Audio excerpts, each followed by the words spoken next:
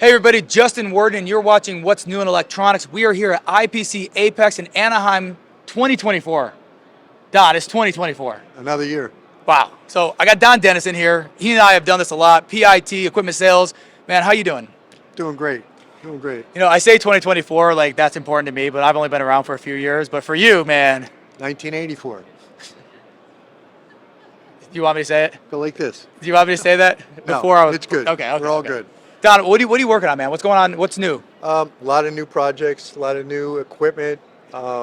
Most of the machines that I'm working with now are introducing AI, and it's a lot of fun learning all the new features that they have on the machines and getting to see my customers get exposed to it, and they're excited to use it in the field now. So I got a funny thing to say. I had a bet going on with Mark, the camera guy, and I go, this is going to be the one conversation where we don't talk about AI.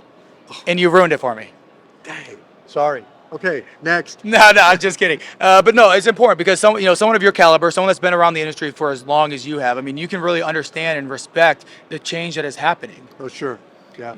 And not only is it AI, but tell us what you're hearing about, like the data collection and that type of thing. Oh, yeah. So obviously the machines were always capable of collecting all the data.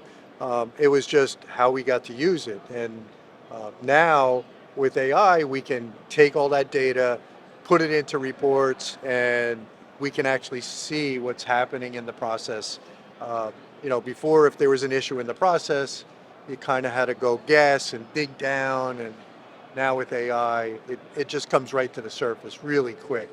Well, the important thing about that is you can have all the data, but like you said, if you don't know what you're going to do with it, it doesn't help you. It bogs you down. If anything, it takes you away from the main project. Absolutely. You know, and I had this conversation with a couple of your customers earlier today, and they were kind of explaining how not only does it help them make sure that their process is running correctly, but it helps them improve their bottom line financially. Sure.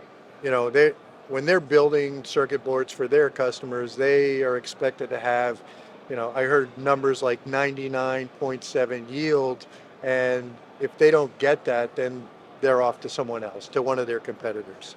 So this is helping them achieve that with AOI, SPI, and their customers are very happy with the results they're getting. It's not like before where you had 70% yield and that was okay.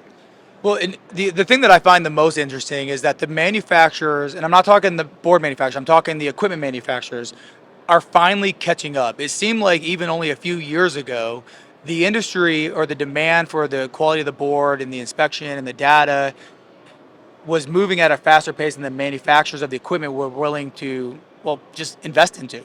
Sure. So, 2-3 years ago, my customers were saying, "Oh, I don't need a machine that's that fast," and now they're saying, even if their volumes are low and their mix is high, they're saying, "I need that speed on the machine that I wasn't getting before."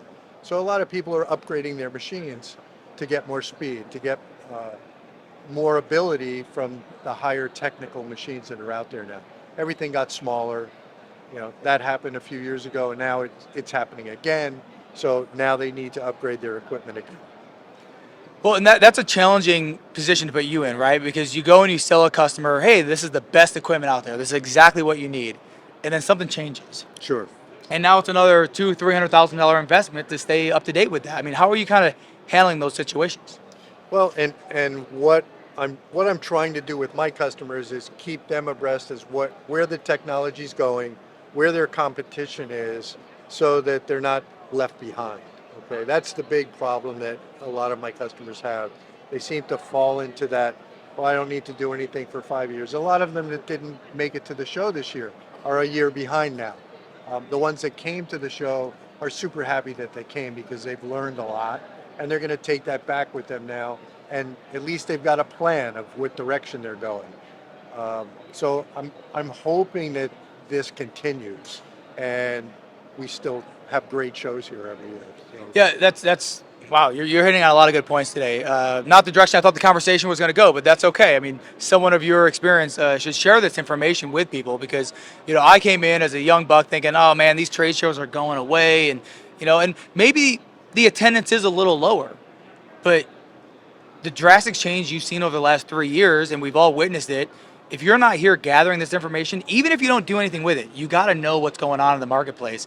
And if you're not here, you're missing out. Yeah, you got to start to prepare for it. And the people that came to the show are very happy.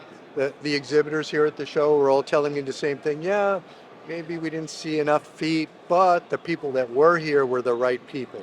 They weren't just kicking tires. They were learning, asking the right questions. So Yeah, and I can respect that side of it too. You don't want to just send people, right? It's not there's the lollygag is kind of done. I mean, the financial impact of making a mistake in a workplace is so drastic now. It's like only send the right people and send the people that are going to make the decision so that they can learn about the product and upgrade your facility. sure, and a lot of the equipment that's out there now that I've installed, if my customer has one piece of equipment doing a job, I constantly hear it all the time. Oh, I hope this thing never goes down because I'd be out of business because it works so fast, and they're so entrenched in owning this type of equipment now that they can't live without it. So now they buy backup equipment for their equipment. Well, that was what I was going to ask. I mean, as a business owner, you can't put yourself in that position. Not only for you, but for your customers. You're going to let your customers down. So make the investment, back up your systems and processes, and move the business forward. But, Don, you got a lot of information. I can talk to you all day. But for those that want to just pick your brain, how can they get a hold of you?